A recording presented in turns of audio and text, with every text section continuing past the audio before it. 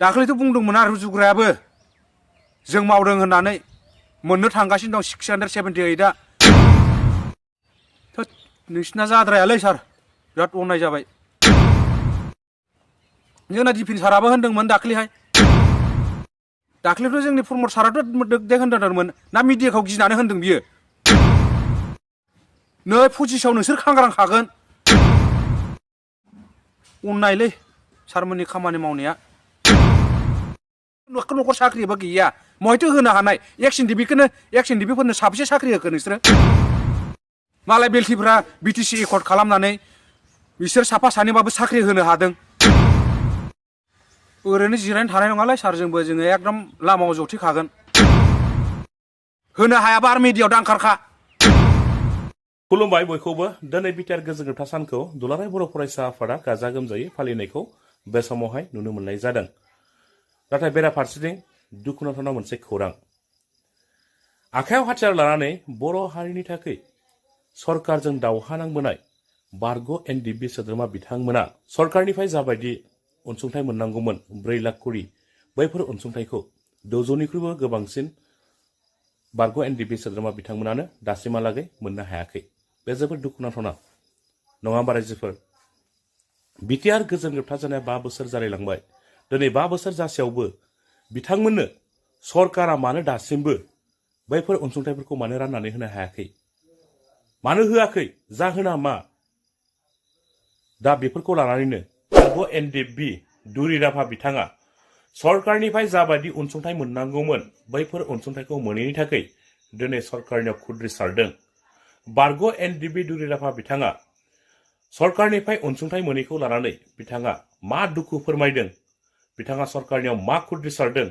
नोंथांमोना बिथांनि सुंद' बिबुंथि होनाय भिडिअ क्लिप्सखौ जोबजासिम नायनानै लादो जोंनि बिटिआर सरकार आसाम सरकारा जोंनि मोननांगौ मोनथायखौ 4 लाखखौ दासिमबो मोननो थाङाखै जोङो दाख्लैथ' होनदोंमोन जोंनि प्रमद सारा 678खौ जानुवारि 27आव होगोन होननानै बुंदोंमोन दाथ' जेबो खबरानो गैया मानो होनबा जों सोंखारिनो समायामोन नोंसोरखौ दा बाध्यथा जोङो सोंखारिनाय गोनां जायो नोंसोरखौ जों सोंखारिनो जों समायाबो निसियाबो दा बाध्यथा जोङो सोंखारिनायनो बाध्यथा जाबाय मानो होनबा जोङो फन बुबाबो जोङो लिडारफोरनाव फन बुयो गावसिनि निउसखौबो जों खोनायो 678खौ जानुवारि मासाव 27आव होगोन होननानै बुंदोंमोन 27-28आव बिसिमबो दासिमबो खबरानो गैया लिस्ट फैनांगौमोन थानायावहाय बेबो गैया दाख्लैथ' बुंदोंमोन आरो रुजुग्रायाबो जों मावदों होननानै मोननो थांगासिनो दं 678आ रुजुग्रा सारा मानोथो मावना होनानै मानोथो दाबो लिस्टखौ मानो बरननानै लाबोनो हादिया मा मावदों रुजुग्रा सारानो दा मावनानै देखायग्रो ओमफ्राय लाइभआव फै भिडिअ'आव फै जों बायदि मानो बिदि थाबाय थायो मावदोंबालाय थोद नोंसिना जाद्रायालै सार बिराद अननाय जाबाय जोंना दिफेन साराबो होनदोंमोन दाख्लैहाय मिडियायाव होदोंमोन बेबो 678आ एप्रुभ जाबाय मोननो थांगासिनो दं मावदोंल' होनो माथो मावनानै देखायखो माथो जेबोनो गैया दाख्लै डिसेम्बरनि खोथामोन डिसेम्बरावबो गैया नै जानुवारियाव होनदोंमोन 27-28आव जानुवारियानो जोबलायलांसै महायथो होनो मायथो मावनाय नोंसिनालाय मावनानै देखायब्रा मावनानै देखायनो हायाबा बुंनाङा भिडिअ फैनाङा दाख्लैथ' जोंनि प्रमद साराथ' देख होनदोंमोन ना मिडियाखौ गिनानै होनदों बियो मिडियाखौ गिनानैसो होनदोंगोन प्रमद सारा साइसआ 678खौ होग्रोगोन होननानै बुंनाया 27आव मिडियाजों सोंजानानैसो बाध्य मा बुंगोन मा बुङा जानानै बियो बाध्य जादों बियो बुंनांगौ गोनां जादों प्रमद सारा नङाबा होनखानायबो नङामोन मावनानै हाखाया बे फिसा माबाखौ लानानै राजनिथि गेलेगासिनोसै राजनिथि गेलेब्रा नोंसोर गेले गिदिरजों गिदिर गेले बे सामान्य बे 4 लाख 5 लाख थाखा एक्स एनडिबिफोरनो होनांगौखौनो नोंसोर बेखौ लानानै राजनिथि गेलेबायबा मा जानो नै पजिसाव नोंसोर खांग्रांखागोन खुनु खोथा गैया दा आंबो होखानायबो नङा अननायलै सारमोननि खामानि मावनाया बिराद दुरबलथा न'खर न'खर साख्रि होगोन होदों बेबो न'खर न'खर साख्रिबो गैया महायथो होनो हानाय एक्स एन डि बिफोरनो साबेसे साख्रि होखो नोंसोरो सरकाराव थानानै खुन्थियाव थानानै साबसिन साख्रि होखो एक्स एन डि बिनो जोंथ' बैसो गैला दे जोंनो नांला माखासे बैसो गोनां मेरला सेंग्राफोर दङ बिसोरनो होनायनाय मालाय बेलथिफ्रा बिटिसि एकर्ड खालामनानै बिसोर साफा सानैबाबो साख्रि होनो हादों नोंसोर हादों सोर साबेसेखौ साख्रि होनाय सोर साबेसेखौ साख्रि होनाय माइथो होनाय हाग्रामा सारबादि देखायना हो जोंनि रन्जन दैमारि सारबो गनांगौमोन गनाय लामायाव फैबायमोन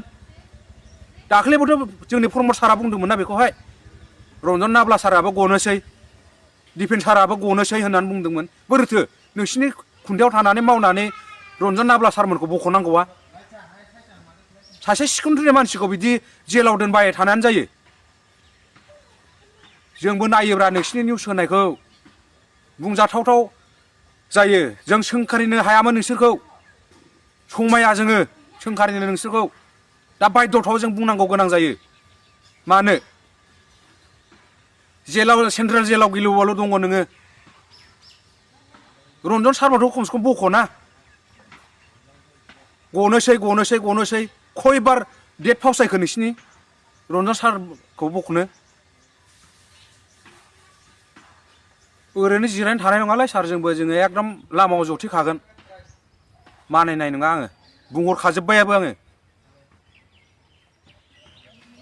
दुखु नाङो जोंबो खुनु लामायाव फरसेयाव गैयाबा फैसा 4 लाखखौ होनायनि मिडियायाव दा होथार गैयाथ' गैया दा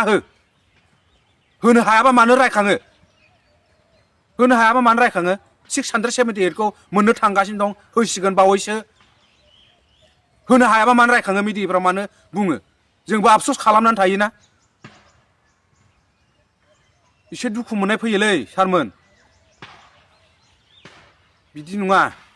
नोंसोर राजनिति गेलेनांगौ गेलेबाय थाब्रा गोजौ लेभेलजों गेलेबाय था जोंनि बे फिसा इस्युखौ लानानै राजनिति गेलेनो मा मोननो नोंसोरलाय मा मोननो होनांगौबो होना थाबनो ओरै माथियास न'खरनिखौबो दासो खोनादों दाख्लै जोंना एप्रुभ जाबाय होननानै बुंदों 678खौ एप्रुभ जाबाय होनांगौल' होननानै बुंदोंमोन दिपेन साराबो प्रमद साराबो माइथो होनाय दा खोनादों आं उल्था माथियासफोरनि 200 जन होगोन हो बिसिनोबो हो जों बादा गैया होनांगौ मोननांगौ बिसोरबो जाथिनि नांनानै थैबोनाय मानसि जिउ बाउसोमबोनाय मानसि हो बिसिनोबो हो उल्था फाल्था खालामनाङा ना होनो हायाबा आरो मिडियायाव दा ओंखारखा मिडियायाव दा हो दल' था